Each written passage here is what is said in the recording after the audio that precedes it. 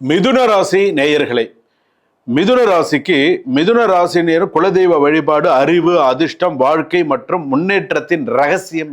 சில நேரங்களில் மனம் அடிக்கடி மாறுதல், ஒரு முடிவில் நிலைத்து நிற்க முடியாமை, அதிக யோசனை, குழப்பங்கள் அதிகமாக இருக்கும். மிதுன ராசியினருக்கு கிடைக்கும் பலன்கள் என்ன என்று நம்ம மிதுன ராசியினரே உங்களிடம் திறமை குறையவில்லை. பல நேரங்களில் உங்கள் வாழ்க்கையை தடுத்து நிறுவது வெளிப்புற எதிரிகள் அல்ல, உங்கள் மனக்குழப்பமே.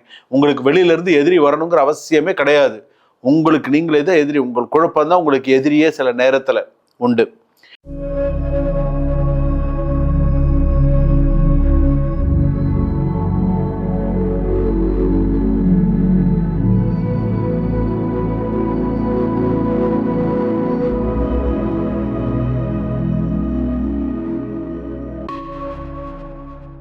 யஸ்ஸிவோ நாம ரூபாபியாம் யாதேவி சர்வமங்களா தயோஹோ சம்ஸ்மர நித்யம் சர்வதோ ஜெயமங்கலம்.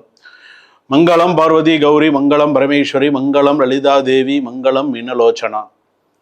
உலகெங்கும் வாழக்கூடிய ஆன்மீக பரிகாரம் நேயர்கள் அனைவருக்கும் வணக்கம்.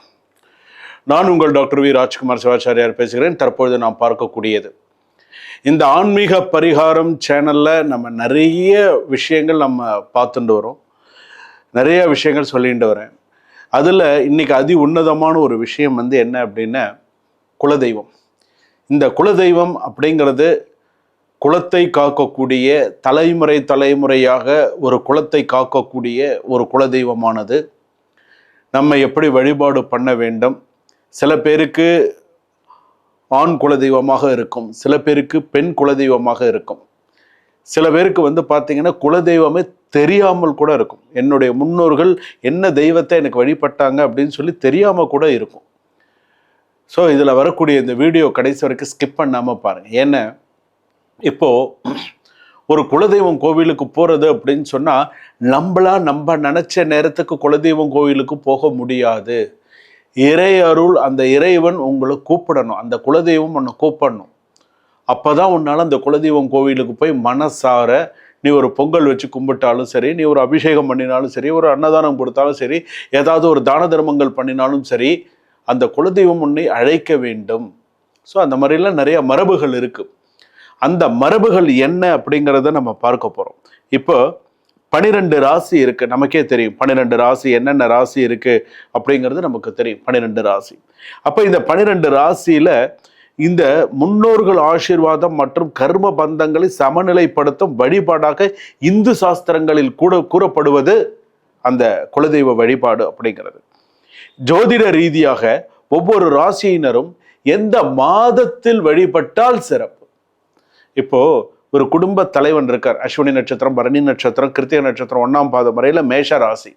இப்போ ஒரு மேஷ ராசியில பிறந்திருக்கக்கூடிய ஒரு குலதெய்வம், மேஷ ராசியில பிறந்திருக்கக்கூடிய ஒரு தலைவன் எந்த மாசத்துல அவன் அந்த குலதெய்வத்தை மனதார வழிபாடு செய்தால் அவனுக்கு அந்த வருஷம் முழுக்க சிறப்பாக இருக்கும் அப்படிங்கிறத நம்ம தெரிஞ்சுக்கலாம். அது உண்மையாக அது நம்ம தெரிஞ்சுக்கலாம். ஏன்னா அந்த மாசத்துல நீங்க போய் வழிபாடு செய்தால் 100 இல்லை 200% உங்களுக்கு கைமேல பலன்கள் கண்டிப்பாக கிடைக்கும். அதுவும் முக்கியமாக இந்தந்த தெய்வங்களாக இருந்தால் இன்னும் கை மேலே உங்களுக்கு பலன் கிடைக்கும். விரதம் இருந்து அந்த தெய்வ வழிபாடானது நீங்கள் சிறப்பாக செஞ்சீங்க அப்படின்னு சொன்னால் கை மேலே பலன் கிடைக்கும். இது நிதர்சனமான உண்மை.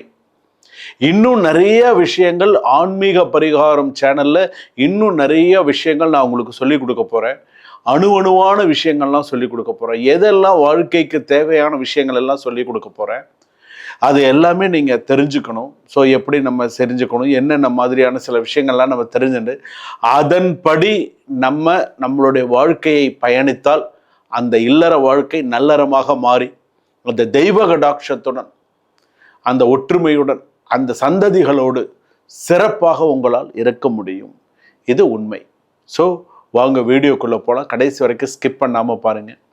மேஷ ராசியிலிருந்து மீனராசி வரையில் ஒரு மீன ராசியில் பிறந்திருக்கக்கூடியவர்கள், ஒரு மேஷ ராசியில் பிறந்திருக்கக்கூடியவர்கள் எந்த மாதத்தில் எப்படியெல்லாம் வழிபாடு பண்ணணும், என்ன மாதிரியான வழிபாடுகள் பண்ணணும், என்ன கையில் கொண்டு போகணும், எப்படியெல்லாம் வழிபாடு செய்தால் சிறப்பு, அப்படியெல்லாம் நம்ம தெரிஞ்சுக்கலாம். மிதுன ராசி நேயர்களை, மிதுன ராசிக்கு மிதுன ராசினியர் குலதெய்வ வழிபாடு, அறிவு, அதிர்ஷ்டம், வாழ்க்கை மற்றும் முன்னேற்றத்தின் ரகசியம் என்ன?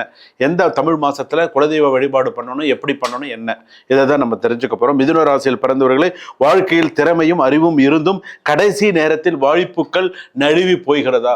ஒரு சரியான ரெகக்னைசேஷன் இல்லையா? மிதுன ராசி எனக்கு குழப்பமா இருக்கு, திருமண வாழ்க்கையிலும் குழப்பம், எனக்கு சரியான சில சூழ்நிலை, எனக்கு எல்லாமே இருந்து எல்லாமே இல்லை அப்படிங்கிற அளவுல நான் ஃபீல் பண்றேன்னா, அந்த அளவுக்கு எனக்கு இருக்கா அப்படின்னு சொன்னா உனக்கான காணொளி தான் இது. உனக்கான சில விஷயங்கள் தான் இது.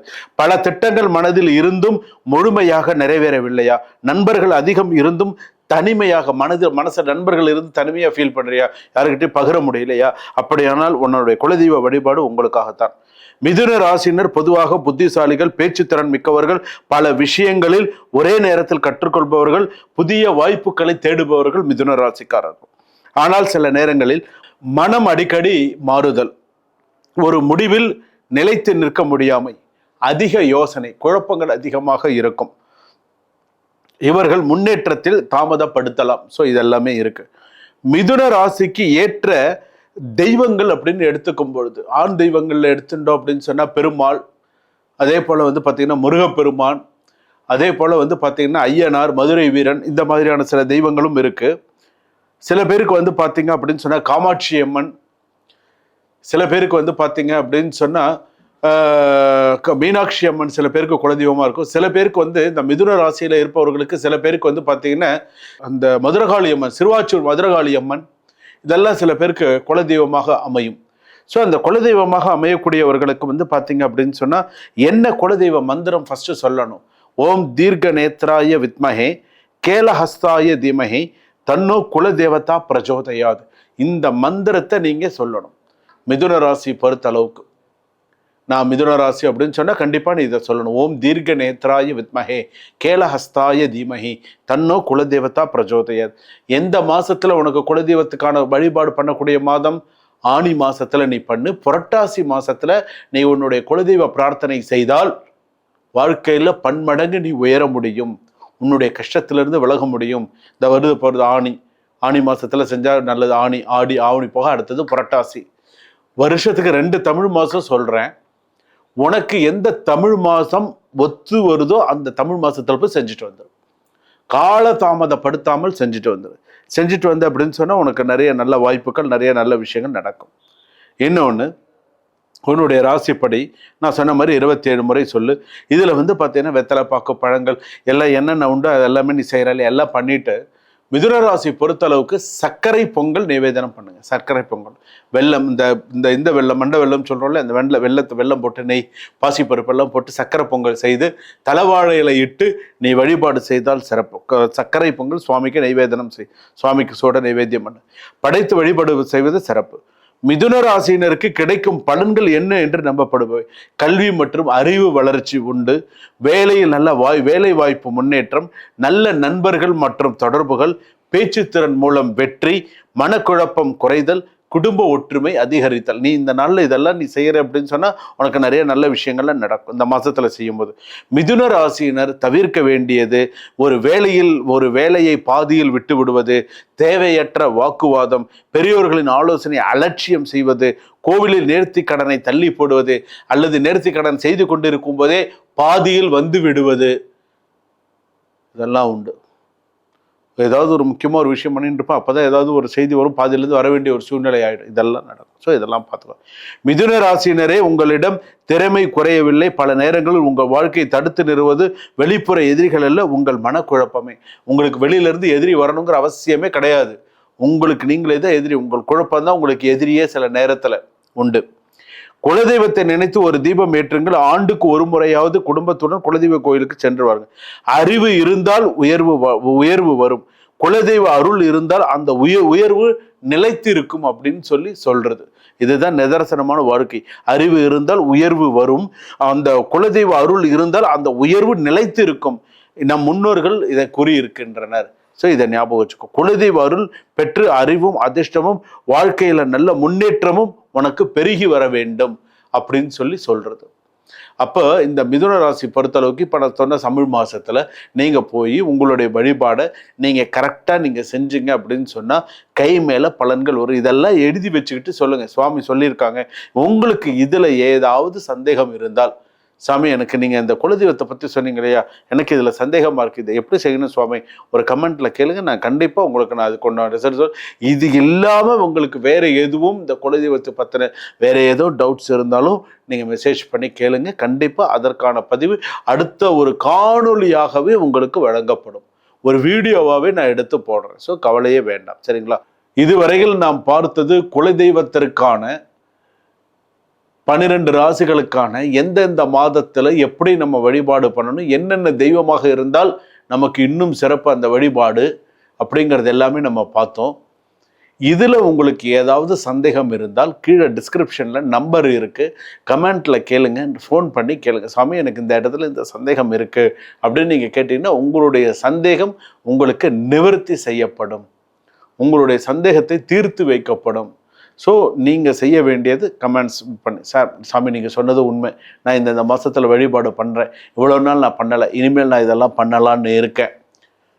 நான் என்ன சொல்கிறேன்னா, இவ்வளோ நாள் நீங்கள் எப்படி இருந்தீங்கன்னு தெரியாது, ஆனால் இதற்கப்புறம் உங்களுக்கான வாழ்க்கையை உங்களுக்காக நீங்கள் செய்யுங்க.